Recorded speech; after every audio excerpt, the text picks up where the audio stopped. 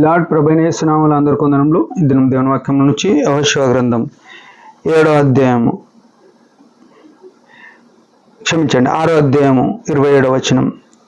యెహోవా యెహోషువకు తోడై ఉండెను గనుక అతని కీర్తి దేశమంతటను వ్యాపించెను.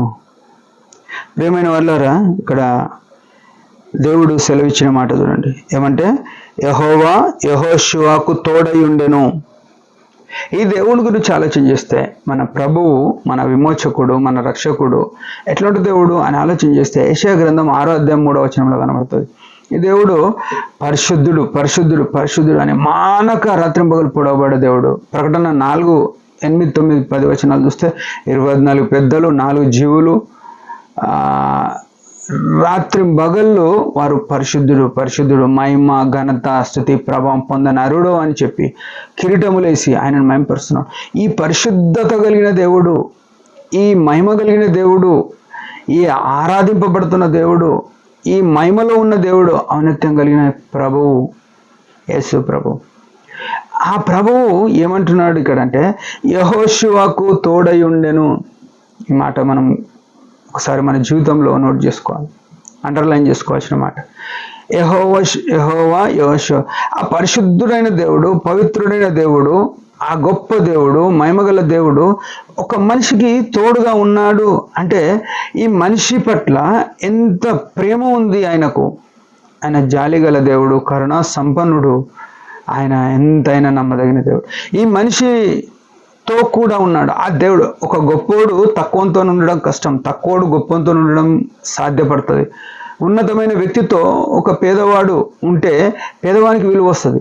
కానీ ఇక్కడ దేవుడు ఏం చేస్తున్నాడు, ఒక మానవునితో ఆ సృష్టికర్త అయిన దేవుడు కలిసి ప్రయాణం చేస్తున్నాడు, తోడుగా ఉండెను.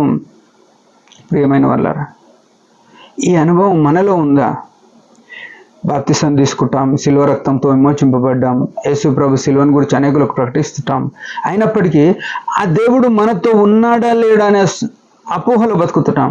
ఆ దేవుడు మనలో చూస్తున్నాడు అనే వివేచన లేకుండా బతుకుతాం. అందుకే కొన్నిసార్లు అనరాని మాటలు, మాట్లాడకూడని మాటలు, చూడకూడనివి చూస్తున్నాం. ఎందుకంటే ఆ దేవుడు నన్ను చూస్తలేలే అనుకొని బతుకుతున్నాం. భయం లేకుండా ఉన్నాం. అందరము క్షమించండి, అందరం ఎవరమైనా సరే ఆ దేవుని యొక్క భయం లేకుండా ఉన్నాం. అయితే ఈ దేవుడు తోడుగా ఉన్నాడు కారణాన్ని ఏమైపోయిందంటే అతని కీర్తి దేశం అంతటా వ్యాపించింది. ఈ మాట మనం గుర్తుపెట్టుకోవాలి. ప్రతి ఒక్కరూ ఈనాడు నేను గొప్ప అనుకోవాలనుకుంటారు, నేను మంచోని అని చెప్పించుకోవాలనుకుంటారు, నేనే బాగా కనబడాలి అని అనుకుంటారు. అంటే మనం ఏదన్నా ఇల్లు కట్టుకున్నా బెస్ట్ ఉండాలనుకుంటాము, కారు కొనుక్కున్నా బెస్ట్ అనుకుంటాము, అన్నీ మనం పిల్లల్ని మంచిగా చదివించాలనుకుంటాం, ఎన్నో ఏదైనా కానీ మంచి మంచి అనుకుంటాం కదా. మన గురించి అనేకులు మాట్లాడుకోవాలి అనుకుంటాం. కానీ ప్రియమైన వాళ్ళారా, నీ గురించి అనేకులు మాట్లాడుకోవాలంటే యెహోవా యేసుక్రీస్తు ప్రభు నీతో ఉండాలి. మొట్టమొదట మనము ఆ అస్సలు విషయము, ఆ ప్రధానమైన విషయం ఇడిచిపెట్టేసి, దేవుని ఇడిచిపెట్టేసి మనుషుల దగ్గర పోయి మంచోడు అనిపించుకోవడానికి పాగలాడుతుంటాం. ఒకరి ముచ్చట్లు ఒకరికి చెప్పి ఒకరికి అంటే వేరే వాళ్ళ సంభాషణ అంతా ఒక వ్యక్తికి, పడరాని వ్యక్తి గురించి అన్ని చెప్తేనే నన్ను మంచోడు అనుకోవాలని ఇట్లా కొండలు చెప్పుకుంటూ తిరుగుతాం. కానీ అట్లాంటివి కాదు చేయాల్సింది. ఈ దేవుణ్ణి తోడుగా పెట్టుకోవాలి. ఈ దేవునితో నేను గడపాలి. ఈ దేవునితో ఉంటే, ఈ దేవుడు మనతో ఉంటే మనకు కీర్తి ప్రపంచమంతా వ్యాపిస్తుంది. ఈ దేశమంతా వ్యాపించింది ఈ కీర్తి. మనము మనుషుల మెప్పు కొరకు ప్రయాసపడుతున్నాం.